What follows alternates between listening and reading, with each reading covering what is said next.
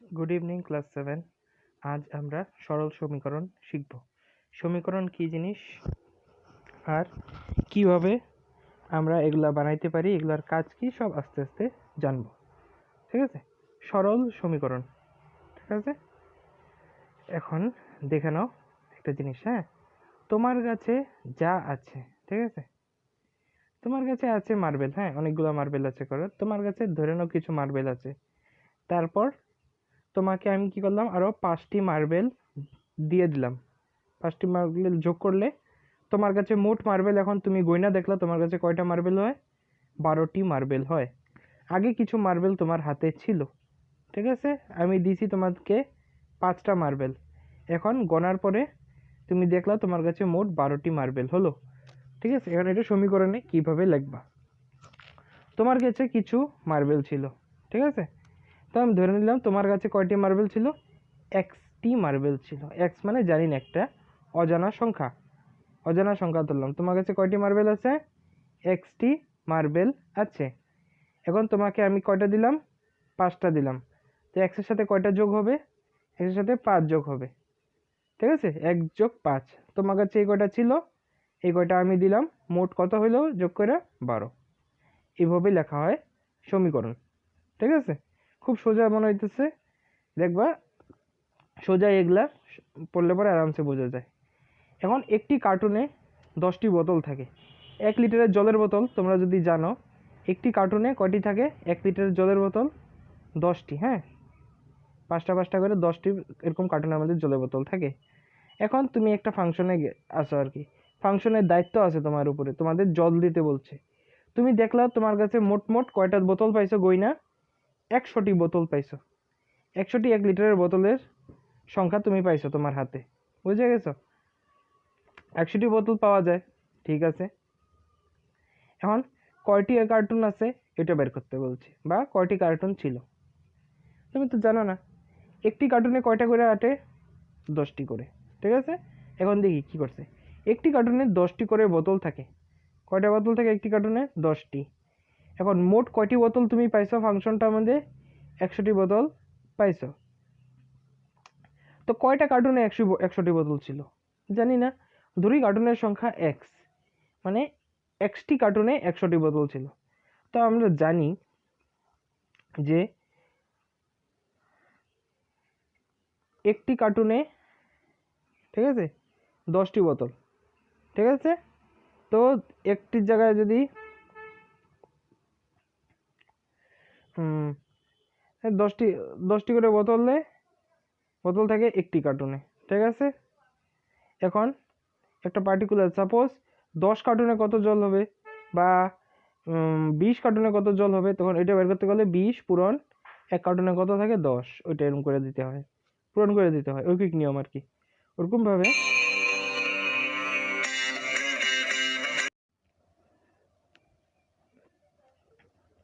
আচ্ছা, তো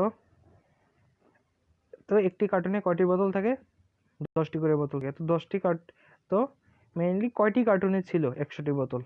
এটা জানি না, এক্স ধরে নিছি। 10টি করে বোতল থাকে একটি কার্টুনে। একটি কার্টুনেরটা আর মোট কয়টি কার্টুন ছিল ওইটা পূরণ করলে পরে টোটাল কত বোতল আসে এটা বেরিয়ে যায়। এটা এইভাবেই তুমি সমীকরণ বানাইতে পারো। তো 10 পূরণ 1 সমান সমান 100, তার মানে 10x সমান সমান 100। ঠিক আছে, বইয়ের মধ্যে আছে, বইয়ের মধ্যে ডিটেইলে লেখা আছে কিভাবে করতে হয়। ঠিক আছে, ফার্স্ট পেজের মধ্যেই ওইটা বোঝার চেষ্টা করবা, এটা যদি না বুঝছো। ঠিক আছে, আর না বুঝলে তো আমি আসি, ফোন করবা, আমি বলে দেব। তারপরে রাজুর মায়ের বয়স, রাজুর বয়সের 3 গুণ। ঠিক আছে, ধরে নিই রাজু একটি ছেলে, তো রাজুর মার বয়স রাজুর বয়সের কত গুণ? 3 গুণ। ঠিক আছে, রাজুর পিতার বয়স মার বয়স থেকে 5 বছর বেশি। কত বছর বেশি? মার বয়স থেকে 5 বছর বেশি। রাজুর পিতার বয়স বলে দিছে 41। ঠিক আছে, তো ধরি রাজুর বয়স হলো এক্স, তো রাজুর মার বয়স কত হবে? 3 গুণ বেশি, তার মানে 3x, বা 3 পূরণ x, 3 গুণ। 3-এর সাথে x পূরণ করলে 3x হয়ে যায়। ঠিক আছে, x আর 3 পূরণ হবে না, 3 পূরণ x, তাহলে হয়ে যাবে 3x। ঠিক আছে, এখন তো ওনার পিতার বয়স, ওর মার বয়স যদি এটা হয়, পিতার বয়স, পিতা কত ছিল? মার থেকে 5 বছর বড়, তো মার বয়সের সাথে 5 বছর যোগ করে দিলাম, তাহলে পিতার বয়স এসে গেল। ঠিক আছে, তো পিতার বয়স প্রশ্নতে বলে দিছে 41 হয়। তো সমীকরণটি হবে পিতার বয়স, এখানে পিতার বয়স বের করলাম এইভাবে, আর পিতার বয়স বলে দিয়েছে প্রশ্নতে 41। তো সমীকরণটি হবে 3x যোগ 5 সমান সমান 41। ঠিক আছে, এখানে 41 লিখে নিবা, আর আমিও ঠিক করে দিব। তো সমীকরণগুলো কি কি ছিল? প্রথমেরটা x যোগ 5 সমান সমান 12, 10x সমান সমান 100, আর একটা লাস্টেরটা 3x যোগ 5 সমান সমান 41। এখন দেখো এই সমীকরণটি x এর কোন মানের জন্য ঠিক হয়? x এর মান যদি 1 বসাও তাহলে কি হবে? 5 যোগ 1 6। ঠিক আছে, এখানে x যোগ 5 বাঁ দিকে আছে আর ডান দিকে আছে 12, বাঁ দিকেরটাই করো। x এর জায়গায় যদি তুমি 1 বসাও, ঠিক আছে, 1 যোগ 5 কত হবে? 6। 12 হইল নাকি? হয় নাই, তো x এর মান 1 হবে না। x এর মান 2 বসাও, মানটা হয় নাকি দেখো তো। 2 যোগ 5 7, 12 হয়েছে? হয় নাই, 2ও হবে না। ওরকমভাবে x এর মান কত বসাবো এখন? 3। 5 যোগ 3 8, 8 কি হইল? 12 সমান হইল 8, হয় নাই, তো 3ও হবে না। এরকমভাবে একটা একটা করে বসায় বসায় তুমি যদি 6ও বসাও, x এর মান 6 যোগ 5, x এর মান কত দিল? 6। এই যে x যোগ 5 ছিল না, এটা x এর জায়গায় আমি খালি মানগুলো বসাইতেছি। এখন 6 বসাইলাম, 6 যোগ 5 কত হলো? 11, কিন্তু আমাদের উত্তরে কত আছে? 12, হ্যাঁ না? উত্তরটা এখানে আছে আমাদের 12। 12 হয়েছে কি? হয় নাই, তো এটাও মান হবে না, তো এই মানটাও ভুল। ঠিক আছে, এখন x এর মান এখন আমরা 7 বসাই, দেখি কি হয়। 6 পর্যন্ত তো হইল না, একটাও মান হইল না। এখন x এর মান আমরা কি বসাবো? 7 বসাবো। চলো দেখি, x এর মান বসাই 7, x যোগ 5, তার মানে এটা x ছিল যোগ 5। এখন x এর জায়গায় xটা মুছে দিলাম, x এর জায়গায় লিখবো 7, তার মানে x এর মান 7। 7 যোগ 5 কত হলো? 12, মিলছে? 12, 1 যোগ 5 12, হ্যাঁ। তো তাহলে x এর মান হলো 7। তাই x এর মান যখন আমি 7 বসাইলাম, 7 যোগ 5 12, হ্যাঁ উত্তরটা আসলো। ঠিক অমনভাবে 3-এরও মান 1 2 করে বসায় বসায় চেক করো ঠিক আছে না নাই। 1 বসাবা, এই যে 3-এর মান দেখো আমি 1 বসাইছি এখানে, 3 অক্ষে এই যে 3x + 5 = 41, 3 নম্বর সমীকরণ এরকম ছিল। এখন খালি এতটুক জায়গার মধ্যে আমি x এর অন্যান্য মান বসাইতেছি। প্রথমে x এর মান বসাইছি 1, উত্তর আসছে 8, হয় নাই, আমাদের 41 আসতে লাগে। 2 বসাইছি, 11 আসছে। 3 বসাইছি, কত আসছে? 14 আসছে। ঠিক আছে, তো এরকমভাবে বসায় বসায় বসায় যখন 12 বসাবো, ঠিক আছে, যখন মানটা 12 বসাবো 3-এর, 3 12 36, এখানে দেখো 3 12 36, 36 সাথে 5 যোগ করলে 41, 41 উত্তরটা আসে নাকি দেখো তো। 3x যোগ 5 সমান সমান 41। x এর মান কত বসাইছি আমি? 12 বসাইছি, 12 বসানোতে হ্যাঁ উত্তর আসছে 41, তো x এর মান হবে 12।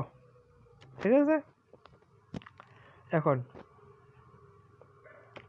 একটা জিনিস আমরা অল্প কিছু জানি না, এখানে একটা জিনিস জানার আছে। নির্মলীর ছোট ভাই অনুজের বয়স নীলমণির বয়সের অর্ধেক। নির্মলী একটা মেয়ে, ঠিক আছে, ওর বয়স ধরে নাও x, তো ওর ভাইয়ের বয়স কত? অর্ধেক, তার মানে x এর আধা, তার মানে x কে যদি 2 দিয়ে ভাগ করি তাহলে এটা আধা হয়ে যাবে। তাহলে মনে করি নির্মলীর বয়স কত? নির্মলীর বয়স হলো x, এই যে লিখে দিছে। তো নির্মলীর বয়স, তো অনুজ, নির্মলীর ভাইয়ের নাম অনুজ, তো ওর ভাইয়ের বয়স কি? ওর বয়সের আধা। ঠিক আছে, এখন নির্মলীর মা যে আছে, ওর বয়স কি? ওর ভাইয়ের বয়সের 6 গুণ। এটা ওর ভাইয়ের বয়স, ওর ভাইয়ের বয়সের 6 গুণ ওর মার বয়স। অনুজের মার বয়স অনুজের বয়সের 6 গুণ, অর্থাৎ অনুজের বয়স হলো এটা, এটার 6 গুণ। ঠিক আছে, তারপর কি বলছে? নির্মলীর পিতার বয়স নির্মলীর চেয়ে 29 বছর বেশি। নির্মলীর বয়স কত ছিল? x বছর ছিল, তোর বাবার বয়স হবে 29 বছর বেশি, ঠিক আছে। তো ওনার বাবার বয়স হবে 29 বছর বেশি, তার মানে এক্সের সাথে 29 যোগ হয়ে যাবে। দেখো তো অনুজের পিতার বয়স বা নির্মলীর বাবার বয়স, দুজনে তো ভাই বোন, বয়স নির্মলীর বয়সের চেয়ে কত বেশি? 29 বছর বেশি, বা এক্স যোগ 29। এক্স হলো নির্মলীর বয়স ছিল, ওর থেকে 29 বছর বেশি মানে যোগ 29, এটা হবে নির্মলীর বাবার বয়স বা অনুজের বাবার বয়স। তারপর বলছে নির্মলীর মার বয়স থেকে 5 বছর বেশি নির্মলীর বাবার বয়স, ঠিক আছে। নির্মলীর বাবা নির্মলীর থেকে 29 বছর বড় এবং নির্মলীর বাবা নির্মলীর মার থেকে 5 বছর বড়, ঠিক আছে। তো নির্মলীর মার বয়স কত জেনেছিল? এই যে এক্স ভাগের 2 ভাগ পূরণ 6, 6 গুণ ছিল অনুজের বয়সের, কাটাকাটি করো, 2 একে 2, 3 দুগুণ 6, 3 পূরণ এক্স 3x। তো অনুজের বা নির্মলীর মার বয়স হলো 3x, ঠিক আছে। এখানে লিখছে, এই দেখো এখানে লিখছে 3x। এখন ওর মার বয়স থেকে ওর বাবার বয়স কত বছর বেশি? 5 বছর বেশি, অর্থাৎ ওর বাবার বয়স হবে ওর মার বয়স থেকে 5 বছর বেশি, ওর বাবার বয়স হবে নির্মলীর থেকে 29 বছর বেশি। তো এইটা সমান হবে না, দুইটাই তো নির্মলীর বাবার বয়স, এটাও বাবার বয়স এটাও বাবার বয়স, তো দুইটা সমান সমান লিখে দিছি। দেখো এই যে নির্মলীর বাবার বয়স এটা, তার মানে নির্মলীর বয়স থেকে 29 বছর বেশি। ঠিক অমন ভাবে এখানে দেখো নির্মলীর মার বয়স থেকে 5 বছর বেশি, দুইটাই নির্মলীর বাবার বয়স দিয়ে লেখা হয়েছে। এখন x যোগ 29, এদিকে 3x যোগ 5, 3x যোগ 5 যদি আগে লেখো, 1 যোগ 29 যদি পরে লেখো তাও কোনো কথা নাই, একই কথা। এটা লেখো বা এটা লেখো, দুইটা উত্তর একই, ঠিক আছে। এইটা বা এটা দুইটা একই অর্থ, দুইটাই নির্মলী আর অনুজের বাবার বয়স। একটা হলো নির্মলীর বয়স থেকে 29 বছর বেশি, আর একটা নির্মলীর মার বয়স থেকে, এটা নির্মলীর মার বয়স ওর থেকে 5 বছর বেশি, এটা নির্মলীর বয়স ওর থেকে 29 বছর বেশি, দুইটাই নির্মলীর বাবার বয়স। আগে পিছে যেরকমই লেখো দুইটা একই। এখন x এর 5 গুণ থেকে, নিচের এই কথাগুলা যে বলছি এগুলার আমরা কি বানাবো? সমীকরণ বানাবো, ঠিক আছে। এগুলার সমীকরণ, x এর 5 গুণ থেকে 7 বিয়োগ করলে বিয়োগফল 8 হয়, x এর 5 গুণ থেকে 7 বিয়োগ করলে বিয়োগফল 8 হয়। দেখি x এর 5 গুণ, ঠিক আছে, x এর 5 গুণ তার মানে x পূরণ 5, তার মানে 5x। x এর 5 গুণ থেকে 7 বিয়োগ করলে বিয়োগফলটি 8 হয়, বুঝছো? এটাই হলো আমাদের সমীকরণটা, এইভাবে সমীকরণ লিখে দেবা, ঠিক আছে। এখন একটি সংখ্যার 1/5 থেকে 2 যোগ করলে 3 হয়, ঠিক আছে। একটি সংখ্যার 1/5 তার মানে 5 ভাগের 1 ভাগ, একটি সংখ্যার 5 ভাগের 1 ভাগ, এর থাকলে কি পূরণ, একটি সংখ্যার 5 ভাগের 1 ভাগের সঙ্গে 2 যোগ করলে 3 হয়। একটি সংখ্যা, ধরি সংখ্যাটি x, একটি সংখ্যার 5 ভাগের 1 ভাগ পূরণ সংখ্যাটির 5 ভাগের 1 ভাগ, এইভাবে পূরণ করে দিলে হলো। এটা পূরণ করলে কত আসে?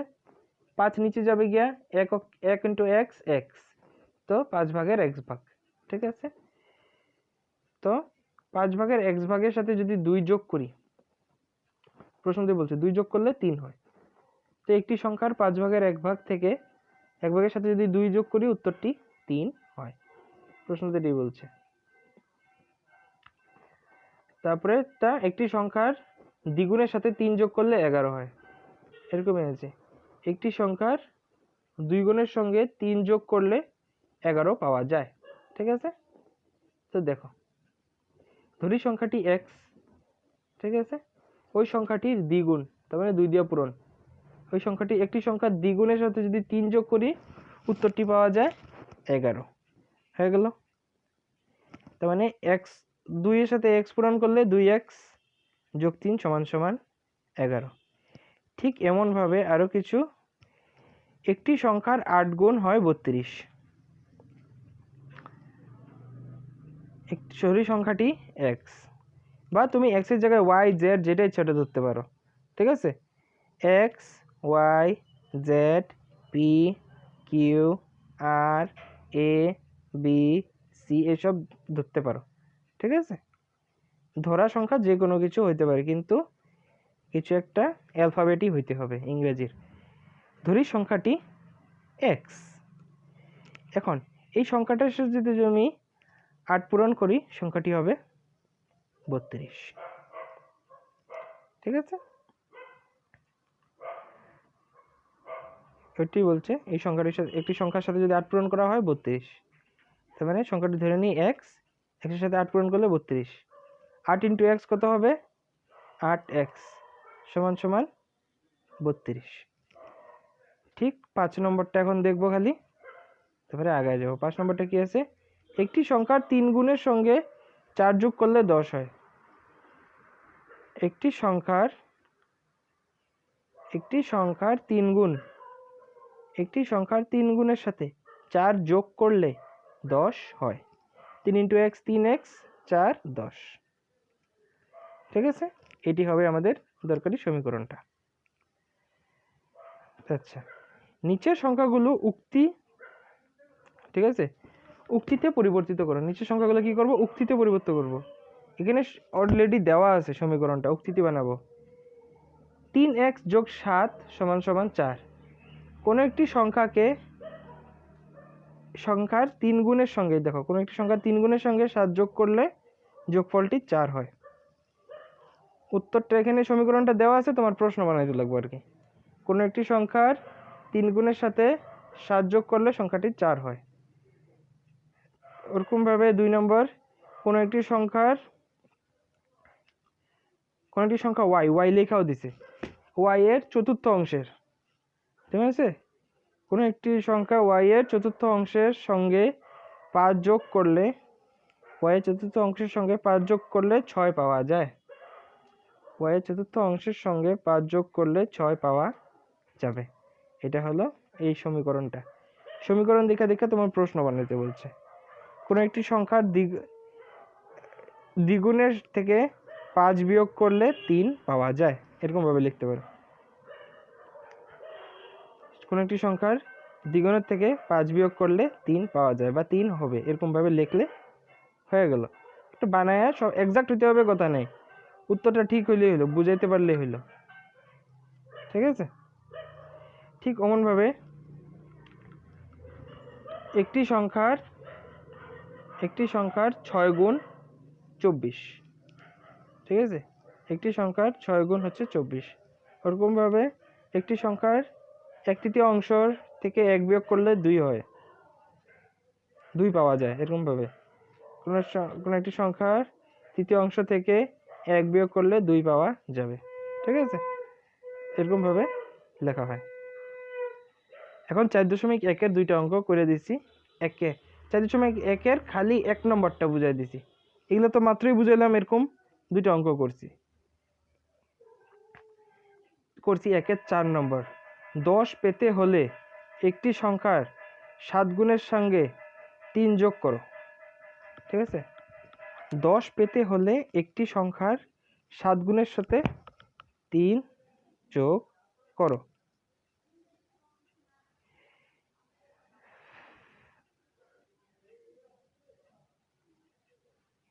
এটা করি নাই, আচ্ছা 3 নম্বর করছি, আচ্ছা লিখছি 4 নম্বর, করছি 3 নম্বর।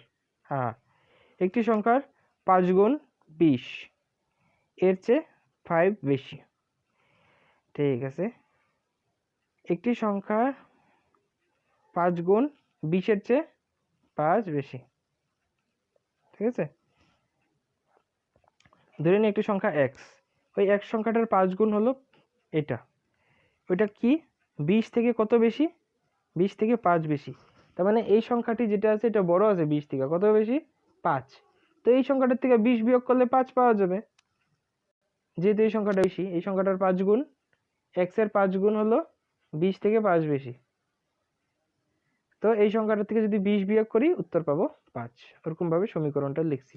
x × 5 5x বিয়োগ 20 = 5। ঠিক আছে, একটু চেষ্টা করবা। 40 পেতে গেলে একটি সংখ্যাকে 10 দিয়ে ভাগ করে ভাগফল থেকে 10 বিয়োগ করো। 40 পেতে হলে আমরা কি পাবো? ফাইনালি 40 পাবো। ঠিক আছে, তো একটি সংখ্যাকে 10 দিয়ে ভাগ করব। একটি সংখ্যাকে x ধরে নিয়ে একটি সংখ্যা, ওই সংখ্যাটাকে 10 দিয়ে ভাগ করব। ওই ভাগফল যেটা হবে ওইটার থেকে 10 বিয়োগ করব, তাহলে উত্তরটা পাবো আমরা 40। তাহলে ওইটাই এসে ধরি সংখ্যাটি x, ওই সংখ্যাকে 10 দিয়ে ভাগ করে যদি 10 বিয়োগ করি তাহলে আমরা পাবো 40। 10 দিয়ে ভাগ মানে উপরে x নিচে 10। ঠিক আছে, ওখান থেকে যদি 10 বিয়োগ দিই উত্তর হবে 40। তো আজকের ক্লাস এখানে শেষ। সবাই করে নিবা, জিনিসটা বোঝার চেষ্টা করবা। পরের দিন এই অনুশীলনীটা শেষ করব, তার মানে 4.1।